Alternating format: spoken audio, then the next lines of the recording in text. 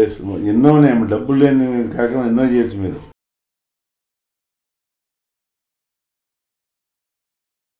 కానీ unfortunately the schools are so big. నేను as governor MO చేశాను సీఎం గారితో. ఎప్పుడైనా సరే ఆలోచించండి, మన తల్లిదండ్రుల నుంచి సంస్కారమే ఇది బెస్ట్. తల్లి ప్రథమ గురువు, తండ్రి రెండో గురువు. ఈ సర్వీస్ నేను చేయాలి అని మీరు మైండ్లో థాట్ వచ్చినప్పుడు మనకు అక్కడ సపోర్ట్ చేసే వాళ్ళు ఉండొచ్చు, లేకపోవచ్చు. సో మీరు ఎప్పుడైనా బ్యాడ్ సిచ్యువేషన్స్ ఫేస్ చేశారా? You wanted to do but you couldn't do because no one is supporting you. So ఎప్పుడైనా ఇంకా ఓకే డ్రాప్ అయిపోదాం అనే థాట్ ఎప్పుడైనా వచ్చిందా మీకు? నాకు చాలాసార్లు వస్తాయండి. ఇప్పుడు 1 yearలో నేను కంప్లీట్ చేశాను. 34 schools కంప్లీట్ చేశా. ఈ బిల్డింగ్ కట్టలేకపోయాయి కదా, పర్మిషన్ రావాలి, సీఎం దగ్గరికి వెళ్ళాలి, ఫైల్ ఇవన్నీ 2 నెలలు దాటిపోయింది. అప్పుడు నేను గవర్నర్గా లేను, దిగిపోయాను. వేరే గవర్నర్ వచ్చేస్తాడు. అప్పుడు మా సీనియర్ గవర్నర్సే నారాయణ పీడీజీలే అప్డేట్ చేశారు, ఒరే నీ టైం అయిపోయింది, వాట్ ఈస్ దిస్, నువ్వు ఎక్కడ చేయగలుగుతావు, నీ టైం అయిపోయింది కదా, నువ్వు ఒక స్కూల్ పెట్టావు, ఓకే అయిపోయి అక్కడ అయిపోయింది. మళ్ళీ ఇప్పుడు ఇదే హాస్పిటల్లో ఇది కట్టాలి, ఇది చేయాలంటే కుదరదు. You have nothing to do. Your వేరే గవర్నర్ ఉంటాడు, what ever he wants he does, you can't do it అంటారు. ఆయన ఏం చేస్తాడు? he has his own reserves, his own trials. నా ప్రోగ్రామ్ ఆయన చేస్తాడా? ఇంత కష్టపడి చేసిన ప్రోగ్రామ్ ఆయన చేస్తే చేయడు కదా. Then I had to go on convincing people. ఇంత నా ఆస్తిని పెట్టి కట్టాను, నేను చేశాను, ఇది ఇంత మంచి ప్రాజెక్ట్ కోసం. దాంట్లో పేరు వస్తే 30 స్కూల్ కట్టాలని కదా కట్టింది, అసలు మెయిన్ ఇది. కానీ సబ్సిడీ బ్రహ్మాండ పేరు వచ్చింది, అది వేరు. ప్రతి 34 స్కూల్లో కనీసం సంవత్సరానికి 100 మంది బయటకు వెళ్తుంటారు కదండి. ఆ 100 మంది కలిసి 10 మంది మంచి వాళ్ళు వస్తే చాలు కదా మన లైఫ్లో. అసలు ఏమైపోయింది, అది మంచి ధన్యం. అక్కడ కూడా అయిపోయినా సరే పర్వాలేదు, కానీ ఐ డోంట్ వాంట్ స్టాప్, ఇది కంప్లీట్ చేయాలి. సో పర్మిషన్ వచ్చింది. You motivated your self in every stage. So who is your inspiration? మీరు ఫస్ట్ అయితే మదర్ తెరీసా ఒక రిక్షా అతన్ని ఇన్స్పిరేషన్. మా ఫాదర్ మదర్ అండి, అంతేనా? అసలు ఎవరు లేదు. ఈవిడని చూడలే, ఆవిడ ఎవరు నాకు తెలియదు, మహానుభావురాలు. కేవలం ఆవిడ రాసిన పుస్తకం మా నాన్నగారు ఎక్కువ పుస్తకాలు చదివించేవారు. యేసుక్రీస్తు మతంతో సంబంధం లేదు, అల్లా మీద, గురు గోవింద్ సింగ్ మీద, ఇట్లా మన రాముడు, కృష్ణుడు, పంచతంత్ర కథలు, మదర్ తెరీసా, జవహర్లాల్ నెహ్రూ, గాంధీ గారు, ఇలాంటివన్నీ చిన్న చిన్న పాకెట్ పుస్తకాలు వచ్చాయి చిన్నప్పుడు చక్కగా. అవన్నీ మా స్కూల్లో పిల్లలకి చదివించేవారు, చదవమనేవారు. మా ఇంట్లో ఉండే ఉంటాయి కాబట్టి చదువుకుంటూ ఉండేవాడు. సో అది పెద్ద, అసలు book reading is the best అమ్మా. మీరు ఎన్ని చెప్పండి, ఆ బుక్ చదవగానే మీకు you feel happy and you remember things. మీరు బుక్ చదివారమ్మా, మీరు పాఠాలు చదువుతున్నారు, చదివితేనే కదా గుర్తున్నాయి. ఊళ్ళో అట్టు చెప్పేస్తే గుర్తుంటాయా? అందుకని ఎప్పుడు పుస్తకం చదవాలి, రాయాలి, ఆ వాళ్ళకి గుర్తుంటాయి. సో అందుకని రచయితలు అందరూ బాగా చదువుతారు. ముందు బాగా చదివిన వాళ్ళే రచయిత చదువుతాడు, చదివిన వాడు రచయిత కాలేడు. వాడికి గౌరవం ఎట్లా వస్తుంది రాయాలంటే? అట్లాగే నాకు కూడా వీళ్ళందరూ ప్రేరణమ్మా చెప్పిన అందరూ. మెయిన్ మా ఫాదర్ మదర్ ఇచ్చిన సంస్కారమే నాది. నేను ఏదైనా ఉన్నాను ఇవ్వాలంటే వారి సౌభాగ్యతం, వారి ఇచ్చిన పెంపకం, అంతే. ఓకే. సో మీ అచీవ్మెంట్స్లో one of the achievement is life time achievement award by Telugu Velugu. So generally social service అంటే హ్యాండిక్యాప్డ్ పీపుల్కి, పూర్ పీపుల్కి, అంటే బిలో పోవర్టీ లెవెల్కి మనం హెల్ప్ చేస్తాం. బేసిక్లీ థాట్ అంటే అదే వస్తుంది. కానీ ఇక్కడ మీరు మన ఇండియన్ కల్చర్ అండ్ ఆర్ట్స్ని కూడా హైలైట్ చేశారు. ఆ జోనర్లో కూడా మీరు హెల్ప్ చేశారంటే something very different. We wanted to know what did you do in that genre. అదేనమ్మా, నేను ఇట్లాగే వెళ్ళిపోయాను. అసలు నాకు ఈ కల్చర్తో సంబంధమే లేదు అసలు. 2 years బ్యాక్ వరకు.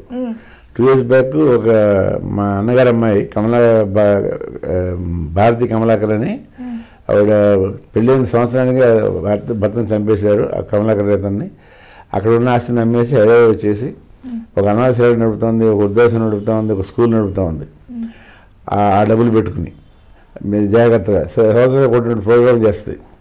ఆవిడ ఒక ప్రోగ్రామ్ చేసింది మన తయారీ గాన సభలో, నన్ను పిలిచింది. అక్కడ డాక్టర్ కృష్ణమాయ వచ్చారు చీఫ్ గెస్ట్. ఆవిడ చిన్నప్పుడు నా హీరోయిన్ లెక్క, ఎందుకంటే పెద్ద క్రేజ్ మాకు చిన్నప్పుడు, బాగా రాసేది.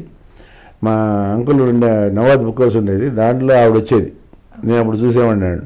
ఈవిడ పెద్ద హీరోయిన్ ఉన్నవాళ్ళు మేము, కానీ యాక్చువల్గా రైటరు డాక్టరు, నాట్ హీరోయిన్. కానీ అట్లా అంత అందంగా చక్కగా ఎంతో మంచిగా ఉండేది ఆవిడ. సో ఆవిడ కనపడింది, అక్క నమస్తే అనుకున్నాం, అట్లా పరిచయం అయింది. అక్కడ అందరిని చూసిన తర్వాత ఈరోజు సాహిత్యరంగం కూడా బాగానే ఉంది, మన శివరంగం కూడా, శివరంగం వాళ్ళకి అవార్డ్స్ ఇచ్చారు ఆవిడ, మా అమ్మాయి. అది చూశాను. అసలు అదే ఫస్ట్ పరిచయం దీంట్లోకి. ఆ తర్వాత ఇంకో రెండో ప్రోగ్రాంకి వెళ్ళినప్పుడు, ఇంకోసారి పిలిచినప్పుడు ఆ పక్క దాంట్లో మా జనార్దన్ మూర్తి ఉన్నాడు, అతను ఇప్పుడు ప్రెసిడెంట్ తయారయ్య గారి సభకి. ఒక సంవత్సరం గ్యాప్ తర్వాత 1 year లాస్ట్ ఇయర్ ఆయన ఒక ప్రోగ్రామ్ పిలిచాడు, రావయ్య బాబు అని. అక్కడ నాకు వంశీ రామయ్య కలిశాడు. అక్కడ ఒక బిక్కి కృష్ణ గారు కలిశాడు ఇంకో ప్రోగ్రాంలో. అక్కడ ఇనాక్ గారు కలిశాడు, ఆయన కొలగూరు ఇనాక్ గారు. అసలు ఏమిటి, అసలు నేను నా లెవెల్ ఏమిటి, నాకు అసలు ఒక మొక్క రాయలేను, ఒక ఇది చేయలేను, మాట చెప్పగలను, ఒక పాట రాయలేను, ఒక గీతం రాయలేను, ఒక పుస్తకం రాయలేను, ఒక సెంటెన్స్ రాయలేను. కానీ వీళ్ళు నన్ను ఇంత గౌరవించి ఆ సభలో నాకు కూడా గెస్ట్గా ఛాన్స్ ఇచ్చారంటే అసలు ఏమిటబ్బా, నా అసలు లైఫ్ ఎక్కడికి వెళ్ళిపోతుంది తెలియని పరిస్థితికి వెళ్ళిపోయాను నేను.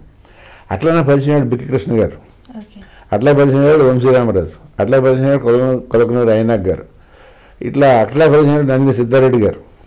ఇట్లా పెద్ద పెద్ద అందరూ పరిచయం అవుతున్నారు ఓహో సభ పెరుగుతున్న కొద్దీ. అప్పుడు ఇక మెల్లమెల్లగా ఈ ఎవరైతే కొంచెం సాయం అడిగేవాళ్ళు, నేను ఇన్ని పెద్ద కాలం వేసాను కాబట్టి ఈ చిన్న చిన్న సాయానికి అసలు నాకు ఏమీ అనిపించలేదు, దాన్ని ఏమైనా కూడా కంటిన్యూ అయిపోయాను. సో 1, 2, 3 అంటే 150 మంది ఆల్మోస్ట్ నేను అటెండ్ అయి ఉంటాయి ఈ సంవత్సరంలో అన్ని సభలు. సో అన్ని సభలు అటెండ్ అవుతున్నామంటే వాళ్ళకి ఎంతమంది సాయం చేశాను. వాతను కొంతమంది అసలు పాపం సభ అదే మన ఆ మీటింగ్ పెట్టగిన స్తోమతలో కూడా ఆగిపోయిన వాళ్ళు ఉన్నారు. అలాంటి వాళ్ళు మళ్ళీ తిరిగి వచ్చి మళ్ళీ వాళ్ళ బ్యాండ్ మీద సభ పెట్టుకోగలిగిన స్టేజ్కి వచ్చి చక్కగా వాళ్ళు ఇంప్రూవ్ అవుతున్నారు. కొంతమంది సింగర్స్ని డెవలప్ చేస్తున్నారు, కొంతమంది డ్యాన్స్ డెవలప్ చేస్తున్నారు, కొంతమంది మ్యూజిక్ డెవలప్ చేస్తున్నారు. ఇవన్నీ అవుతున్నాయి. So that was so happy. రెండోది, ఆ 2 గంటలు ఏదైతే మనం గడుపుతామో తేరగాల సభ హైదరాబాద్లో కానీ, అసలు మీరు అన్నీ మర్చిపోతాం ప్రపంచంలో. మీరు అసలు బయటికి వెళ్తే ఏముంటుందనే మనకు తెలియదు. అసలు బయట వర్షం పడుతుందా పిడుగులు పడుతున్నాయో తెలియదు. అసలు 2 గంటల సేపు చెవులు కళ్ళు ఆనందంగా కాలం గడుపుతాం, మనకి ఏ ప్రాబ్లమ్స్ ఉండవు, అసలు జబ్బులు కూడా రావేమో రోజు అట్లా గడపగలిగితే. అది నేను అలవాటుపోయా. ఇప్పుడు almost every day I'm spending there only here or there. అలా దీంట్లోకి వచ్చానమ్మా. దీంట్లోకి వచ్చిన తర్వాత ఒక ద్వారకానాథ శాస్త్రి గారు చాలా పెద్ద ఆయన, నేను లాస్ట్ బుక్ బాబు ఇది, నాకు నువ్వు ఎట్లా సాయం చేయాల్సింది అంటే, సాయం చేస్తే సార్ శ్రీకర్తని తీసుకుని అడగదు నాకు లేదు, నేను చాలా చిన్నవాడు సార్ మీకంటే, నేను అసలు పైకి ఒక పుస్తకం రాయలేదు, ఒక పుస్తకం చదవలేదు, చదువుతా అంతే అని. అంటే కాదు నీలాంటి మంచి వారికి ఇవ్వాలి నేను తెలుసుకున్నాను అన్నాడు. ఆయన ఇచ్చారండి. అది వడ్డేపల్లి కృష్ణ గారు పెద్ద రచయిత, ఆయన ఇచ్చారు. ఎట్లా అసలు నాకు నేను లైఫ్ లీడర్ బాబు. ఒక్కసారి ఒక ఇదే గొప్ప విశ్వనాథ్ సత్యనారాయణ గారికి శివకర్త అంటే అంత గొప్పగా ఉండేది. మనం పుస్తకాలు చూస్తాం, వాటి పెద్ద వాళ్ళకు ఉండేవి. అఖిలనాథ్ గారికి పుస్తకం అంకితం చేసి ఎంత గొప్ప. అలాంటిది నాకు కూడా ఇలా వస్తుంది ఏంటరా అంటే, ఎంత నా అదృష్టం. ఈ సేవ చేశానో లేకపోతే నా మీద ప్రేమతో అభిమానంతో వాళ్ళు వచ్చారు. సరే సాయం కూడా చేసే కొద్దిగా భగవంతుడు నాకు అవకాశం ఇచ్చాడు కాబట్టి చేయగలిగాను. తర్వాత బిక్కి కృష్ణ గారు ఆయన వచ్చాడు. ఆయన 3 పుస్తకాలు చేయాలన్నారు. 3 పుస్తకాలు అన్నారు ఆయన. అయ్యా 1 చెప్పేట్టు జరిగింది సార్ అంటే, ఏం పర్లేదు మీరు 3 పుస్తకాలు మీకేస్తాను, ఇంకేమైనా చూడండి సార్, కాదుగా మీకేస్తానంటాడు. సరే బాబు అట్లా ఈయన పరిచయం చేసిన 3 సార్లే బిక్కి కృష్ణ గారితో. అయినా కానీ ఈ has come took my interview and then I have accepted. అందులో ఒక పుస్తకం మన విజయవాడ రిలీజ్ చేశాడు. ఆ వారం తెలిసే కానీ పుస్తకానికి వాళ్ళు ఎంత డిమాండ్ ఉందంటే, సో పీపుల్ ఆర్ టెలిఫోన్ మీ, అసలు నీ అదృష్టంరా ఆ పుస్తకం నీకు అంకితం ఇచ్చారు, ఎంత బాగుంది ఆ వారం తెలిసే పుస్తకం అని నాకు ఫోన్లు వస్తున్నాయి. ఇట్లా దీంట్లో పడిపోయాను మళ్ళీ. సో మనం ఎట్లా లైఫ్ ఎలా వెళ్తుందో తెలియదు, కానీ సాయం చేయడం అనేది ఒక పెద్ద గొప్ప విషయం ఎప్పుడు కాదు. అసలు నీకు ఒక అవకాశం వచ్చింది, అవకాశాన్ని ఉపయోగించుకుంటే అతనికి ఉపయోగం, మన సాటిస్ఫాక్షన్. బస్ ఇట్లా ఆలోచిస్తే మా ఫాదర్ చెప్పిన మాట ఇంకో మాట ఎప్పుడు గుర్తుంటుంది. మీరు బాగా ప్రయోజకులు అవ్వాలి, బాగా సంపాదించాలి, సంపాదించిన తర్వాత మీకు కావాల్సి ఉంచుకోవాలి, మిగిలిన పంచుకోవాలి. అప్పుడు మీకున్న ఆనందం ఎనలేనిదిగా వెలగట్లేనిది. మీ పిల్లలకి ఆలోచించండి. మీ మనవాళ్ళు, ముని మనవాళ్ళు, ఆడి మనవాడు అనుకుంటా చేసి మీరేమో కనీసం మీరు పెరుగు తాగకుండా మజ్జిగ తాగి, పాలు తాగకుండా ఏదో ఏమంటారు దాన్ని, చెడిపోయిన టీలు కాఫీలు తాగి, పాలు తాగితే పాలు ఎక్కువ దండగాని ఇలా ఆలోచిస్తున్నారు ప్రజలు. ఇలా కాదు, మీరు బాగా సంపాదించాలి. మీ మ్యాక్సిమం పిల్లలు చూసుకోండి. తర్వాత మాత్రం మీరు డెఫినెట్గా పంచాల్సిన బాధ్యత మీద. ఎందుకంటే సామాజికంగానే నువ్వు పెరిగావు. నువ్వు ఒకటి నుంచి నువ్వు సంపాదిస్తావు ఏమన్నా? నాకేమో 200 మంది పనిచేశారు, వాళ్ళందరూ కృషే కదా నాది. నేను ఒక్కటి సంపాదిస్తానా? పిల్లలు ఒకటి సంపాదిస్తారు. పిల్లగారు కొన్ని లక్షల మంది ఎంప్లాయీస్ ఉన్నారు, వాళ్ళందరూ చేస్తేనే ఆయన గొప్ప. రిలయన్స్ ఇండస్ట్రీస్ ఉన్నాడు, ఆయన చేస్తాడని అసలు ఆయనకు తెలుసా? ఎక్కడ వెళ్తుందో తెలియదు. కూడా అంత పెద్ద ఇండస్ట్రీ అయిపోయింది. కానీ ఎంతో కొన్ని వాళ్ళ లక్షల మంది ఆయన కింద పనిచేస్తున్నారు. వీళ్ళందరూ కృషి కలిపితే ఆయన ఆ పేరు ఆయనకు వస్తూ ఉంది. కానీ వీళ్ళందరూ కూడా దాంట్లో భాగస్వాములే కదా. సో అట్లాగే ఇప్పుడు సమాజంలో వచ్చినాడు కాబట్టి సమాజాన్ని తప్పకుండా మీరు you have responsibility to come back. అందుకని గవర్నమెంట్ కూడా పెట్టింది కార్పొరేట్ సోషల్ రెస్పాన్సిబిలిటీ అని. ప్రతి పెద్ద కంపెనీ ప్రాఫిట్లో 2% డెఫినెట్గా ఖర్చు పెట్టాలి సేవా కార్యక్రమాలకి. ఇలా రూల్ కూడా పెట్టారు. కానీ మన వాళ్ళు ఎంత గొప్ప వాళ్ళంటే అవి వేసి ఏదో వాళ్ళే వచ్చిన కంపెనీ పెట్టి వాళ్ళే వాడేస్తున్నారు. సేవకారులు చేయకుండా కొన్ని కంపెనీస్ కొంతమంది చేస్తారు, టాటా వాళ్ళు చేస్తారు, పిల్లవాళ్ళు చేస్తారు, అట్లా పిల్లవాళ్ళు మంచిగా చేస్తారు. సో అట్లా అందరూ చేయాలి. అప్పుడు అసమానత పోతుంది సమాజంలో, ఎంతో ఉపయోగపడుతుంది సమాజానికి.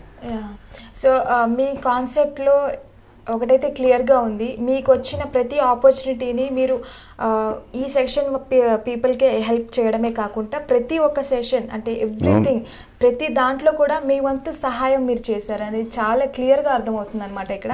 And one more thing sir, ఇప్పుడున్న మా యూత్ తెలంగాణ వ్యూవర్స్కి అండ్ అలాగే ఇప్పుడున్న యూత్ జనరేషన్కి సపోజ్ వాళ్ళు హెల్ప్ చేయాలనుకుంటే అంత ఫినాన్షియలీ వాళ్ళంత వెల్ సెటిల్డ్ కాదనుకోండి, they are like studying now. So అలాంటి పీపుల్ సపోర్ట్ చేయాలంటే ఎలా సపోర్ట్ చేయగలుగుతారు, ఎలా హెల్ప్ చేయగలుగుతారు సొసైటీకి? Any tips we want? ఎన్నో ఉన్నాయి, డబ్బులు లేని కార్యక్రమం ఎన్నో చేయొచ్చు మీరు. Blood donation awareness. ఒకప్పుడు బ్లడ్ ఇవ్వాలంటే సొంత కొడుకు కూడా ఇప్పుడు వస్తే పారిపోయాడు. ఇవాళ మేము లయన్స్ క్లబ్ ద్వారా బాగా ప్రచారం చేసి ఇవాళ ఎన్నో వందల మంది రెడీగా, ఇప్పుడు హాస్పిటల్లో పేషెంట్ నేను ఒక కాల్ ఇస్తే ఒక మెసేజ్ చేస్తే 20 మంది కూర్చుంటారు అక్కడ. అందులో ఎవరికి బ్లడ్ సెట్ అయితే వాళ్ళు తీసుకుంటారు. They wait there till that doctor comes and takes. అది పోషన్ ఇవాళ. ఎందుకని? అవేర్నెస్, మన దాని మీద అవగాహన వచ్చేసింది. రానప్పుడు సొంత తండ్రి చచ్చిపోతున్నాడు బ్లడ్ లేకపోతే, ఆ కుర్రాడు అది పారిపోతాడు. ఇప్పుడు వస్తా సార్ అంటాడు, రాడు, తండ్రి పోతాడు. తర్వాత అయ్యో నేను వచ్చేకపోయాడని ఏడుస్తాడు. ఉపయోగం ఏంటి? అలాంటి పొజిషన్ నుంచి ఇవాళ మా లయన్స్ క్లబ్ కానివ్వండి, మాలాంటి ఎన్జిఓస్ కానివ్వండి, ఈ బ్లడ్ డొనేషన్ ఇవాళ ఎంత ఆర్డినరీగా అయిపోయిందంటే anywhere there are groups. Just simple ఒక ఫోన్ కొట్టేస్తే వచ్చేస్తారు. ఇవాళ ఎవరు బ్లడ్ లేకుండా చనిపోయామనే ఒక్క మాట వినపడ్డది ఇవాళ. అది అలా అవ్వాలి అందరూ. అంటే బ్లడ్ డొనేషన్ వచ్చేసి ఐ డొనేషన్. మనం చనిపోయే కళ్ళు ఎందుకు పనికిరావు? చనిపోగానే 6 గంటల్లోకి తీసి వేరే 2 మనుషులకి ఇవ్వచ్చు మనం, పుట్టుగుడ్డి వారికి. వాళ్ళిద్దరూ మనలా చూస్తారు. ఎంత అదృష్టం అది! చనిపోయి బతకవచ్చు. ఆ చనిపోయి బతకడం అనేది ఎంత గొప్ప కార్యం ఆలోచించండి. ఇందా చెప్పాను కదా, మీరు సత్రం కట్టినా బతుకుతారు ఎంతో కాలం. అట్లాగే ఒక మనిషి ఒక కన్నిచ్చి మీరు అతని జీవితకాలం బతికినట్టే.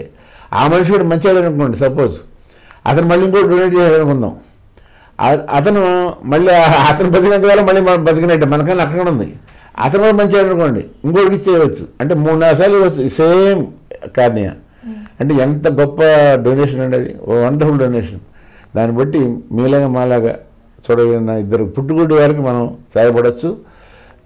వాళ్ళంతా సమాజానికి భారం మీకు తెలుసు. ఒక గుడ్డివాడు అంటే పాపం ఆయన ఎవరో సపోర్ట్ ఉండాలి.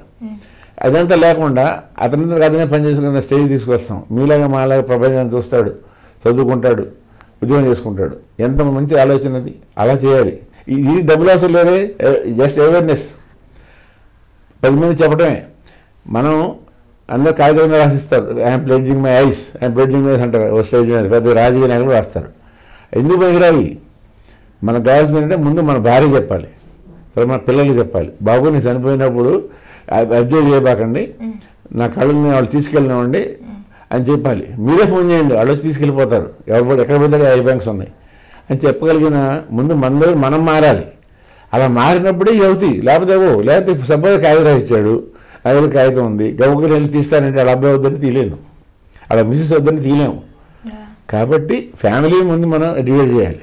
ఇటువంటి పనులు చేయాలంటే ఇలాంటి కార్యక్రమాలు చేయొచ్చు మన పిల్లలు, ముందు అన్నింటిలో చెప్పచ్చు అట్లా. సో ఇవన్నీ డబ్బులు అవసరం లేదు కదా, అట్లాగే చదువుకున్నాను. మన స్లమ్స్లో ఇప్పుడు నేను స్కూల్ కట్టిన టైంలో లేని ప్లేసులు ఉంటాయి, బోధికల్లో ఉంటారు, అక్కడికి వెళ్ళి మీరు ట్యూషన్ చెప్పచ్చు ఈవినింగ్ 1 గంట సేపు.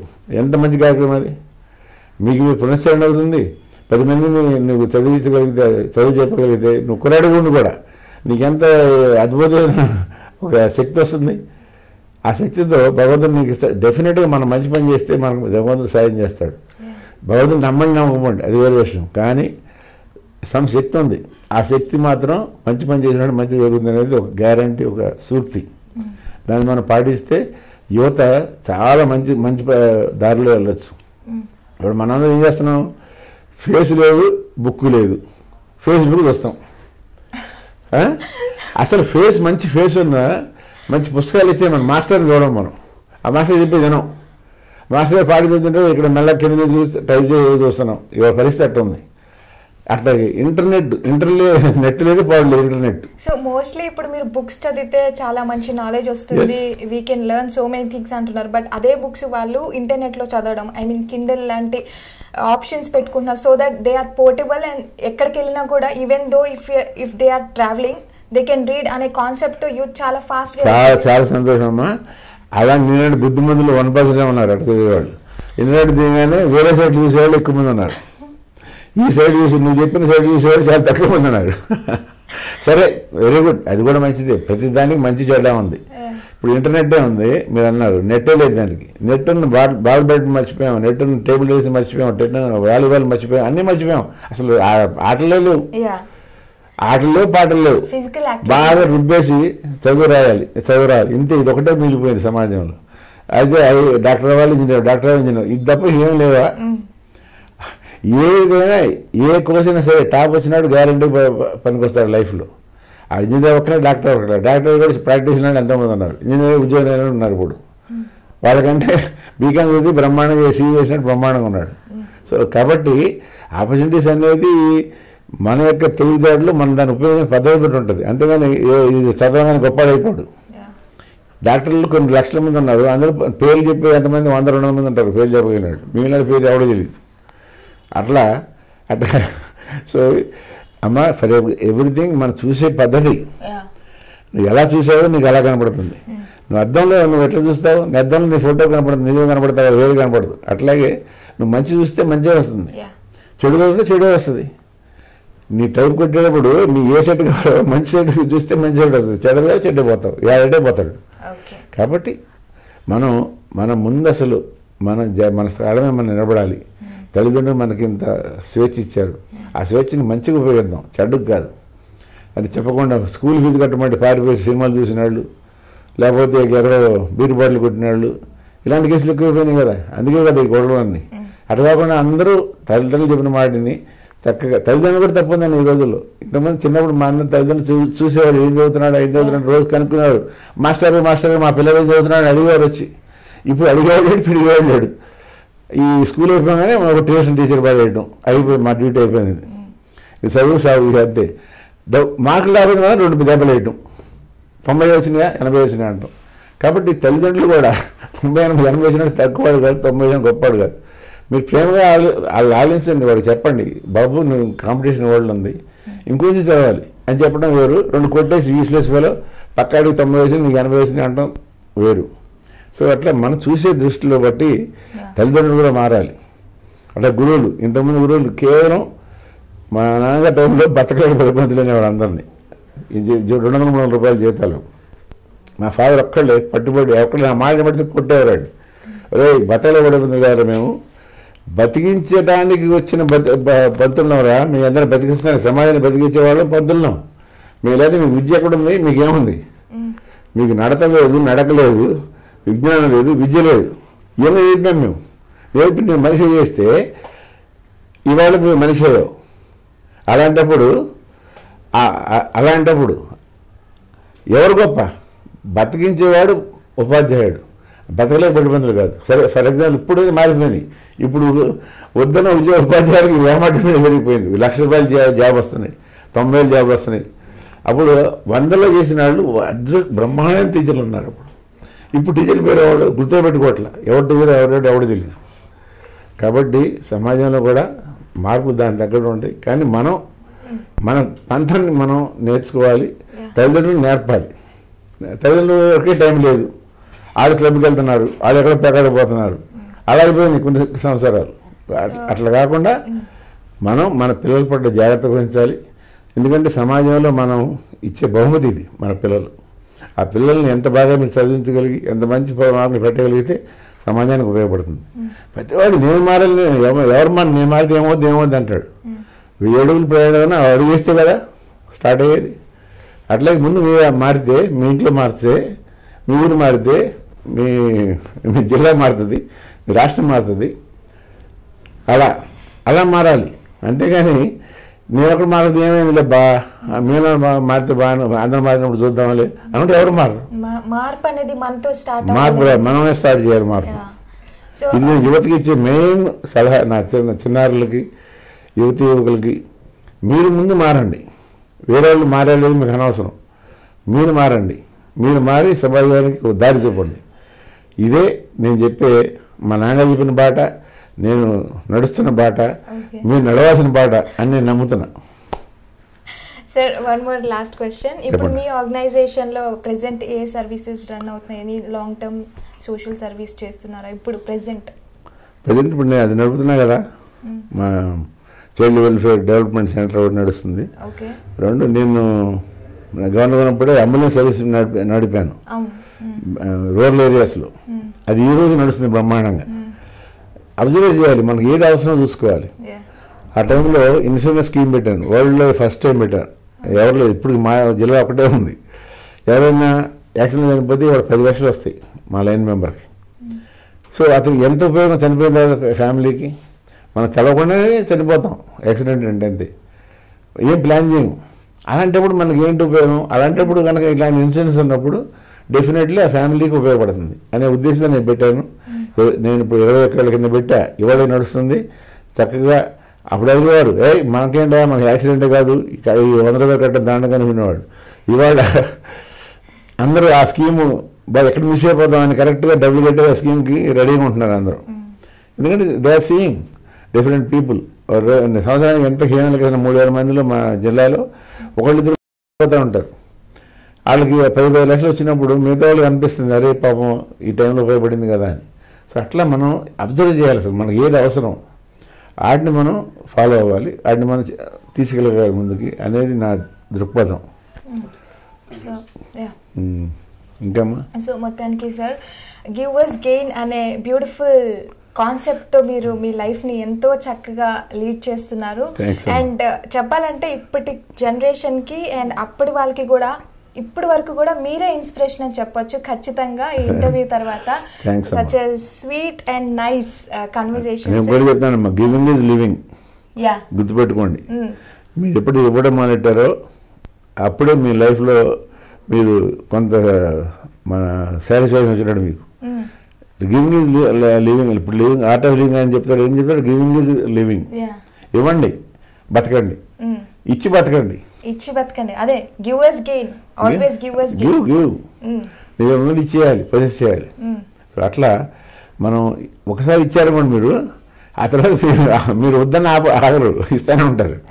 అది దీంట్లో అదొక మత్తు లాంటిది. ఇప్పుడు సేవ చేయడం కానీ, ఏదైనా దానం చేయడం, ఏదైనా సరే ఒక మత్తు లాంటిది. ఆ మత్తులో జారే వరకే మన చేతిలో ఉన్న పని. ఆ తర్వాత మీ చేతిలో ఏముండదు, జారిపోతూనే ఉంటారు. ఎందుకంటే మీకు దాంట్లో ఉన్న ఆనందం తెలిసిపోతుంది. ఆ యొక్క ఆ రసానుభూతితో మీరు వద్దన్నది పని చేస్తూనే ఉంటారు. ఫర్ ఎగ్జాంపుల్, నేను 100 హార్ట్ ఆపరేషన్ చేయించానమ్మా 97లో. అప్పుడు హార్ట్ ఆపరేషన్ అంటే 2 లక్షలు అయిపోయేది. బేదాళ్ళు చచ్చిపోతుండేవారు. అలాంటి బేదాళ్ళ కోసమని నేను ఒక స్కీమ్ పెట్టా. పైసలు లేకుండా చేయాలి, అటు చేయాలి ఆలోచించా. 30,000 రూపాయలు గవర్నమెంట్ ఇచ్చింది, చంద్రబాబు నాయుడు గారు అప్పుడు సీఎం. సో నేను ఒక డాక్టర్, కిమ్స్ డైరెక్టర్ ఇప్పుడు భాస్కర్రావు గారు, ఇది మంచి ఇంపార్టెంట్ అమ్మది. ఆయన ఇక్కడ మహావీర్ హాస్పిటల్లో ప్రైవేట్ లోన్ తీసుకుని చేస్తున్నాడు. ఆయన ప్యాకేజీ అంటే బేరాల కోసం ప్యాకేజీ పెట్టాడు, 90,000 రూపాయల ప్యాకేజీ. బయట 2 లక్షలు, ఇందులో 90,000. ఓ ఇక్కడ జనం వస్తూ ఉండేవాడు, న్యాచురల్ కదా. సో నేను ఆయన దగ్గరికి వెళ్ళి, సార్ మీరు 90 చేస్తున్నారు బాగానే ఉంది, నేను ఇది ఫ్రీ, అసలు వాళ్ళు ఏం పైసా కూడా ఇవ్వలేరు, నేను మనమే ఇవ్వాలి. ఆయన దీన్ని 30,000 రూపాయలు గవర్నమెంట్ వస్తుందని తెలిసిపోయింది నాకు. అది చంద్రబాబు నాయుడు గారు కదా, ఆయన దగ్గర అది తీసుకురాగలను నేను, మిగతా రోజులు నేను వేసుకుంటా. కాబట్టి మీరు కనుక ఒక 50-100 ఎదిగితే నేను అంతమంది నేను పట్టుకొస్తాను, 50,000 మీరు చేయగలుగుతారా అంటే రేపు రమ్మన్నాడు. చాలా బిజీగా ఉన్నాను, నా పరిచయం లేప్పుడు ఇదే ఫస్ట్ పరిచయం. వెళ్ళిపోయి మళ్ళీ వెళ్ళాను. మళ్ళీ వచ్చావా అన్నాడు. ఎందుకు సార్ నేను అసలు పిచ్చోడా ఉన్నా 100 మందికి 50 నేను 50 ఎట్లా వస్తుంది అన్నాడు. మీరు తగ్గుకుంటూ వస్తుంది సార్, ఇప్పుడు నేను ఎట్లా చేశానో మీరు కూడా ఏదైనా ఆలోచించండి అంటే పాపం ఆయన నవ్వేసి, సరే ఓకే నేను ఎక్కువ మంది చేయను, 100 మంది చేస్తాను మ్యాక్సిమం అన్నాడు. సరే బాబు 100 మంది చేయమని చెప్పి 100 మందికి ప్రిపేర్ చేసాం, ఇచ్చా 50,000 చేశాడు. వాళ్ళందరూ ఆ బతికిన వాళ్ళు, అదే వచ్చిన వాళ్ళు, అసలు ఎంత సంతోషం అనేది, మనిషి బతికినట్టే కదా పునర్జన్మ. ఆ టైంలో 20,000 అంటే చాలా గొప్ప. ఒక టైం నాకు డబ్బులు ఉండేవి కాదు, అతను వచ్చేది వాడు 20,000 కట్టాలి. ఇప్పుడు 20,000 ముందుకు అడ్వాన్స్ కట్టేసేయాలి ఆయనకి, 30,000 గవర్నమెంట్ వచ్చేస్తుంది ఆయనకి. 20,000 కట్టాలి, నేను ఈయన తీసుకెళ్ళగానే 20,000 కట్టేయాలి. వీడు సపోజ్ ఆ రోజున నా డబ్బులు లేవు, వాడు వచ్చాడు, వాడు ఆపరేషన్ చెప్పితే చనిపోతాడు ఆపరేషన్కి వెళ్ళకపోతే. అప్పుడు నేను ఏం చేయాలి, నా డబ్బులు రే బాబు నా డబ్బులు నెక్స్ట్ మంత్ వస్తాయి, అప్పుడు ఆడని వాడు బతుకుంటాడు వాడు. అందుకే నేను ఎన్నోసార్లు అప్పులు చేశాను ఆ డబ్బుల కోసం. టైం ఎవరికైనా ఉంటుంది టైము. సో మా ఫ్రెండ్స్ కూడా మంచివాడు, నేను ఇట్లా పిచ్చి పనులు చేస్తున్నా కానీ ఇస్తారు, వాళ్ళు ఇస్తారు, అంటేనే ఉంటారు, ఇస్తారు, మళ్ళీ అది తీర్చేస్తాను, అది వేరే విషయం. సో అట్లా కొన్నిసార్లు అప్పు తీసుకుని నేను వాళ్ళని తీసుకెళ్ళి అక్కడ జాయిన్ చేసి వాళ్ళని బతికించాం. మొత్తం అంటే చెప్తున్నాను, ఇది మొత్తం అంటే నాకు అవసరమా 20,000 రూపాయలు అప్పు తెచ్చి ఇవ్వాల్సింది పరిస్థితి. కానీ ఒక ఆశయం అనుకున్నాను నేను. పైగా మనిషి వచ్చాడు, ఆ మనిషికి మనం చేయకపోతే ఆ రోజుతో అయిపోతుంది, ఆగదు కదా హార్ట్. కాబట్టి ఇలా మీకు తలుచుకుంటే there is a way, when there is a will there is a way. అక్కడికి తప్పించుకుంటే సారీ వయస్సు కూడా నాకు డబ్బులు లేవు, నేను ఏమన్నా అప్పులు అడగను, నేను చాలా గొప్పని, కాబట్టి నువ్వు నెక్స్ట్ మంత్ రా బతుకుంటే అని అంటే ఎలా ఉంటుంది. ఇక నా ముందు రావడం నాకున్న మంచి మీద వచ్చేవాడు ఇట్లా చేస్తాడని, అప్పుడు నేను బయటకు పంపించేనా. ఇదమ్మా.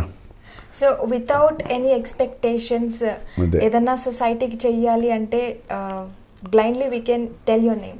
Yes seriously it was a nice meeting you sir. And ముందు ముందు మీరు ఇలాగే మంచి మంచి సర్వీసెస్ చేయాలి, ఎంతో మందిని ఆదుకోవాలి అండ్ ఎంతో మందికి ఇన్స్పిరేషన్గా ఉండాలని చెప్పేసి మనస్ఫూర్తిగా కోరుకుంటున్నాము. And thank you so much sir.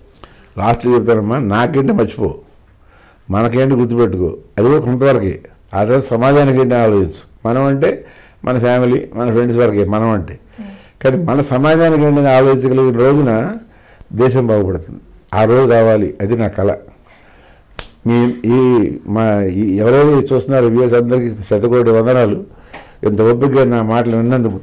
2, అందులో ఈ ఒక్క పాయింట్ వినండి, ఇదే నేను చెప్పేది, మీరు మారండి, సమాజానికి ఉపయోగపడండి. ఇది మారడం అంటే ఏమీ లేదు, మీ చేతిలో ఉన్న పని, బయట మార్చలేము, మీరు మారచ్చు కదా. ఇది నా విన్నపం, మీరు మారండి, సమాజాన్ని మార్చండి, దేశాన్ని బాగుపరిచేట్టు చేయండి. Wish you all the best. Thank you very much. Thank you very much lucky. I'm lucky. మన ఈ సేవ కార్యక్రమం చేయడానికి సిద్ధపడిన వాళ్ళు, చేద్దాం అనుకునే వాళ్ళు, ఒక చిన్న సలహా బాబు నాది అందరికీ. మీకు మంచి ఇంటెలిజెంట్, మీరు ఆ ఇంటెలిజెన్స్ మీరు మీ ప్రొఫెషన్లో వాడుకోండి, చాలా క్లెవర్. ఆ క్లెవర్నెస్ అంతా బిజినెస్ ప్రొఫెషన్ అన్నింటిలో వాడుకోండి. కానీ సేవ చేయాల్సుకున్నప్పుడు, చేద్దామని ఆలోచన వచ్చినప్పుడు మాత్రం మీ హృదయంతో మాట్లాడండి.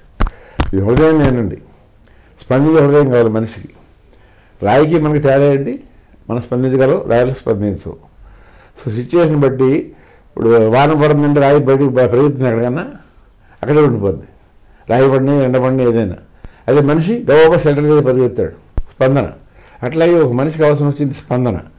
కాబట్టి మనిషికి కావాల్సిన స్పందన, మన హృదయ స్పందన ఉన్న ప్రతి మనిషి మంచి పని చేయగలుగుతాడు. సో మీరు మనుషులుగా ఆలోచించండి, మీ హృదయ స్పందన మీరు వినండి, జనాలకు వినిపించండి. Thank you very much. So చూశారు కదండి ఇవాళ special programme. Doctor A lion Vijay Kumar గారు, ఆ పేరులోనే పవర్ ఉంది. ఎస్, ఈరోజు ప్రోగ్రామ్ కూడా అంత చక్కగా జరిగింది, ఎన్నో గొప్ప విషయాలు తెలియజేశారు. సో వచ్చే వారం ఇంకో సరికొత్త సెలబ్రిటీతో, స్పెషల్ పర్సన్తో మీ ముందుకు వచ్చేస్తాను. అంటిల్ దెన్ కీప్ వాచింగ్ యువ Telangana channel. This is lucky signing off for today. By.